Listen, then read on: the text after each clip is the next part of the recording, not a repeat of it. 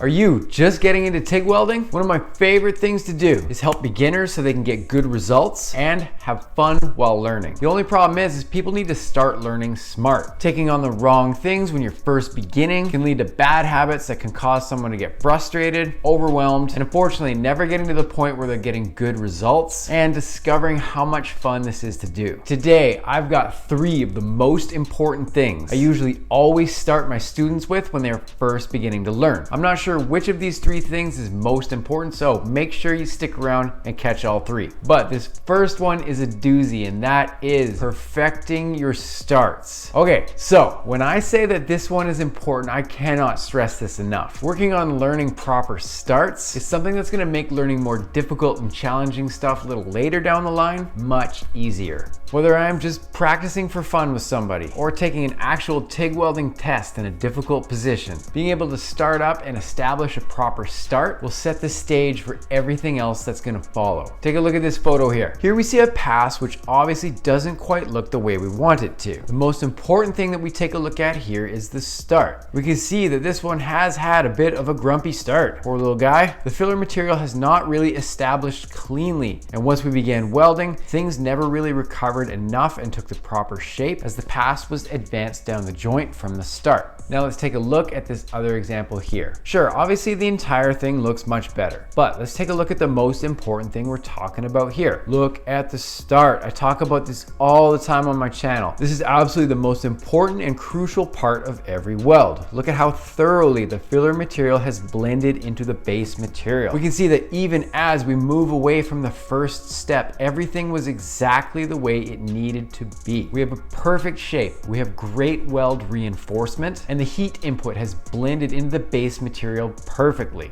Now looking at this start here, we can see I am absolutely in no rush to move away from the start yet. Look at how much time I'm taking to work the filler material into the base material. Now what's the saying I always say on my channel? That's right, fill and chill. Don't worry, t-shirts are coming. But again, take a look at how much time I took to make sure everything was perfect and established properly before I moved on.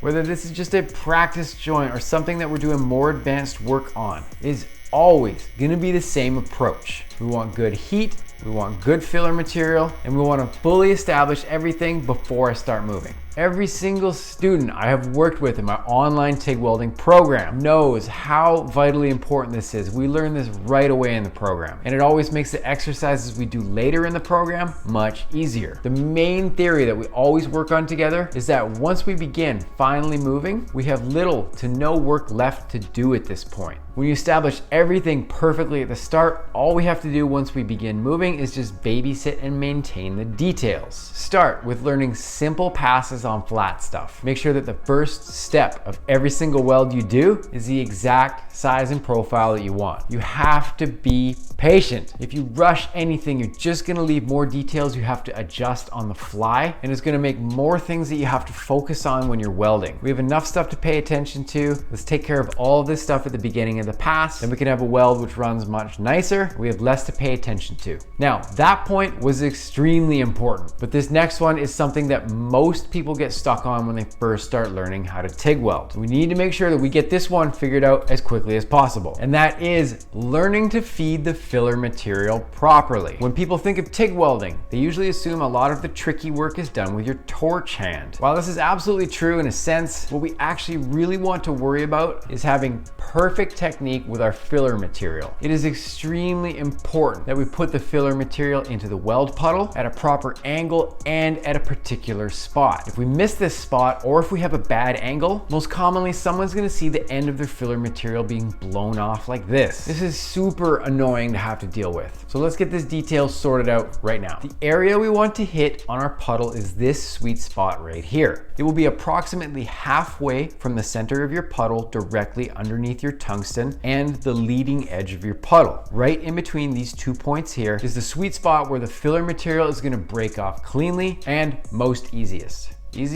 Most easily, not hard at all. Keep in nice and tight with your tungsten, and with the filler material, hit this spot as cleanly as you can, and you'll get great results with adding filler material to the weld pool as easiest Not hard at all. Also, another tip that might help you out with getting filler material into this sweet spot cleanly as possible is you want to keep your filler material approximately 90 degrees to your travel angle. As you can see here, they're approximately 90 degrees to one another. This is always going to help to get the filler material into the weld pool much cleaner. Now, there's another really important thing we need to learn here. Common mistake is somebody's going to hold the filler material in a comfortable position at the start, and then once they begin to advance through their pass, their filler rod hand is going to start to creep towards the welding area. This is going to lead to a couple problems we have to deal with. Remember, if you get set up for being comfortable at the beginning of your pass, you need to make sure that you're comfortable at the end of it as well. If you're welding along and all of a sudden you have your filler hand getting in the way, or if you're fumbling around because you're not comfortable holding it, you're gonna lose focus on what you should be paying attention to. And obviously if this happens, you're gonna have a bad time. Everyone holds their grip on the filler material slightly differently to one another. I prefer to hold it like this. I find over time,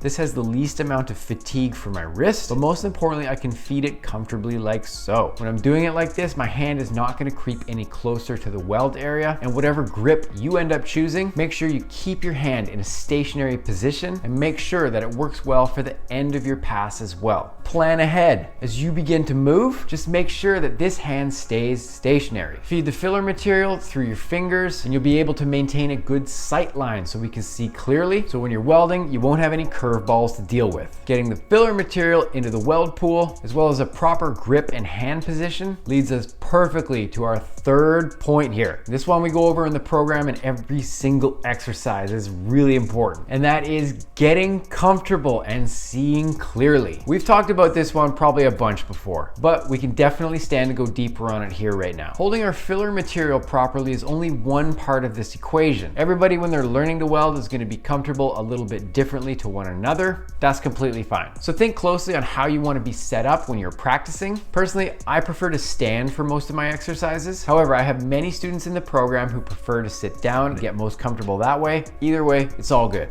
But we need to make sure that however you position yourself, you are comfortable. We've already talked about one hand and how important that is. What about the rest of each arm? A lot of people sit down and get ready to weld all scrunched up like this. And this is always something that comes back to bite them later on. When we're welding, we want to have the best range of motion we can. A lot of the time, people will anchor their hand to the table like this. And in doing so, that's going to cause a couple things to happen. Either they're going to have a short or restricted range of movement, or what can happen is when they reach the point of becoming uncomfortable, they will be forced to slide their hand. Now, hear me out on this one. There are many people out there who are fine with sliding their hand, but I personally cannot do it. I find no matter how much time I take to plan and get set up comfortably, how smooth the edge of my table is, I can never rely on my hands sliding consistently and smoothly while I'm welding. Something either gets in the way of my hand traveling, or my hand gets caught on something stupid, or I just slip completely and lose my consistency. Pretty much all of the students in my program usually end up learning to position themselves like this instead. What we're gonna do is learn to position ourselves with the mid forearm, anchoring ourselves to the table like this. Now when we move, look at how much more of a range of motion we have. I have done TIG welding tests, and I've done all kinds of stuff where I have to continue welding without stopping. If I have my hand anchored to the tabletop or table edge like this, I'm gonna reach a point where my hand is uncomfortable very quickly. Or sometimes the event will happen that I have to start sliding. Also taking into account with longer stuff, your hand is gonna start to become extremely hot. So I personally prefer to teach my students to get comfortable moving like this instead. And when we do so, we remove these things completely. No more uncomfortable or restricted movement. And as things get a little bit spicy after we're welding for a little bit, our hand is not gonna get burned. So we have both of our hands figured out now, right?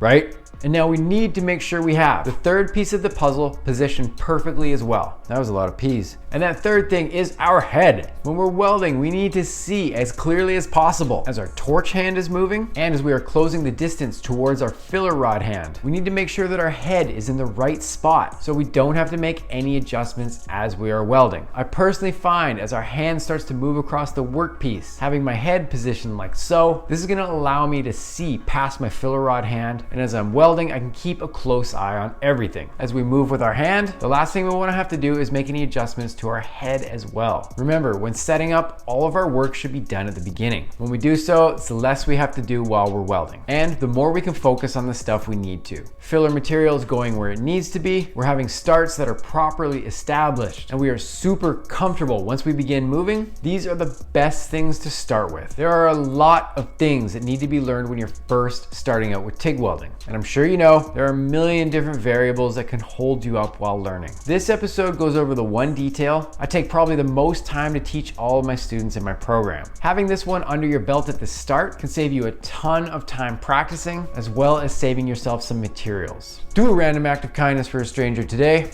For Pacific Arc TIG Welding, my name is Dusty. Phil and Chill, we'll talk soon. Peace.